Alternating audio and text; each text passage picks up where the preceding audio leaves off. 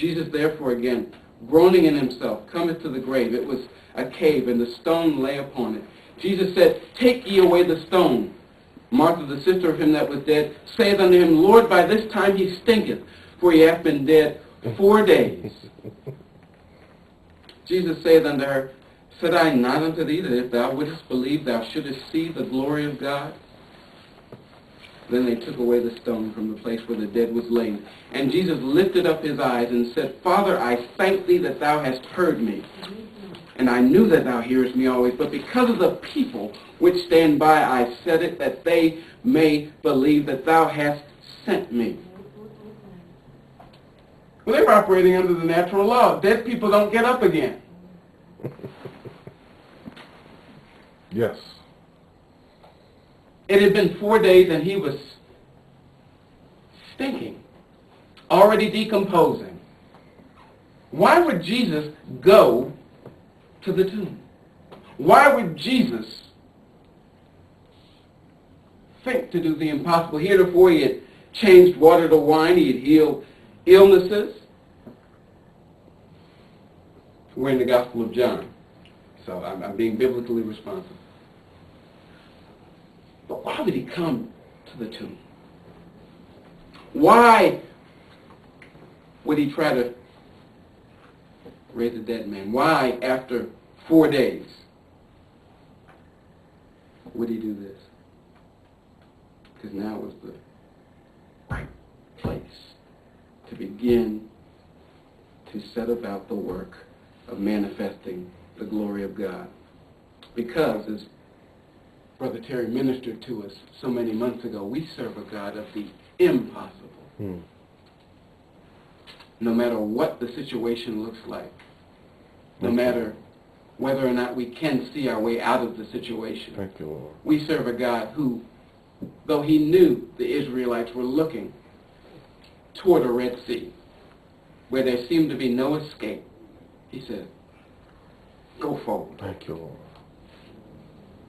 How often do we allow our fears to paralyze us, to think that we serve a God of the possible, and that the possibilities of our circumstances weaken this God of the impossible? Come on now. That there is something too hard for God, that there is something that God's Word cannot transform or change, that there is something that God's Word cannot quicken, that there is something dead that God's Word cannot resurrect. Come on now. How often do we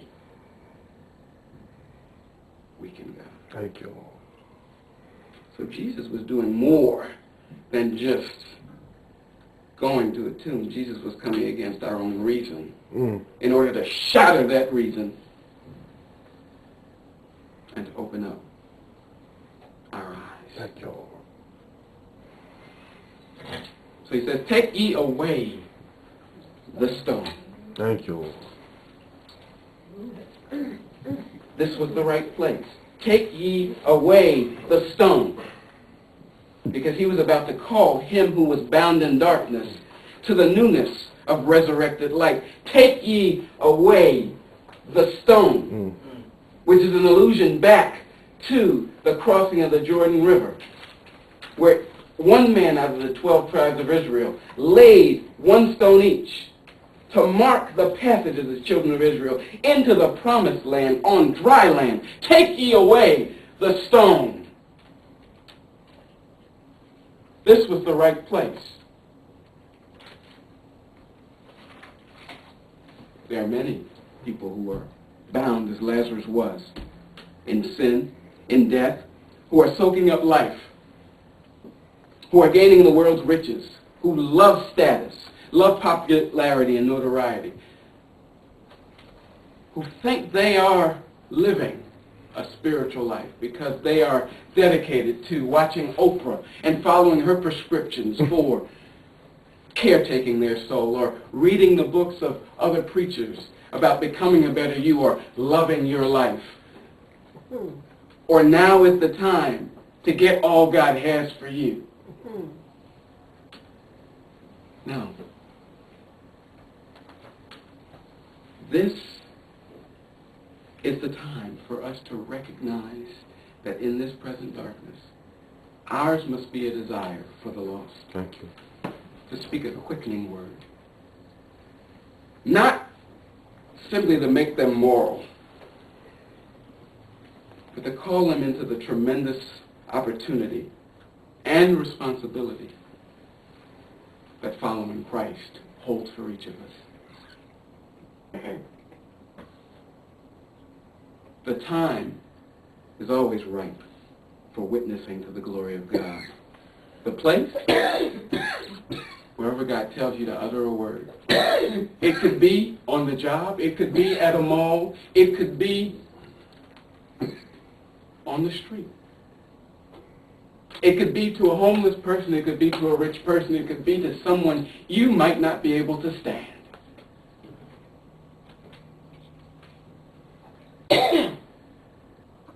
But we always have to be motivated by the reminder that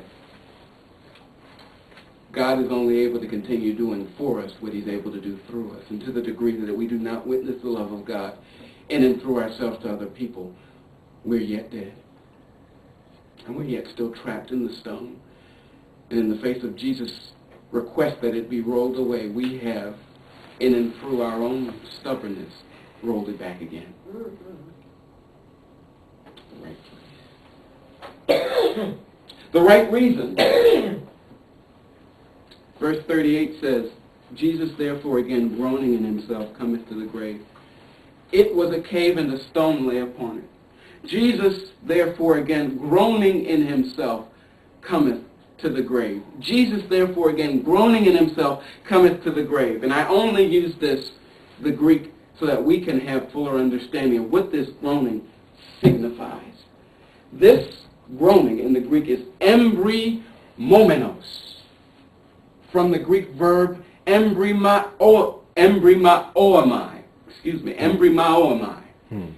which refers to snorting with anger, snorting with indignation, snorting with frustration. Jesus, therefore, again, snorting with anger, snorting in consternation and with indignation, himself cometh to the grave. It was a cave and the stone lay upon it. Aristotle said to be angry at the right person. That's where he was wrong. When Jesus asked for the stone to be rolled away, Jesus groaned in himself, because such was his anger, not at Lazarus, not at the unbelief of his disciples, not at the confusion of Mary and Martha. Such was his anger that one of God's children was still caught in the throes of death. Jesus snorted with anger to himself, because even though he knew death was already dead by the fact that he was yet walking the earth, time had not yet come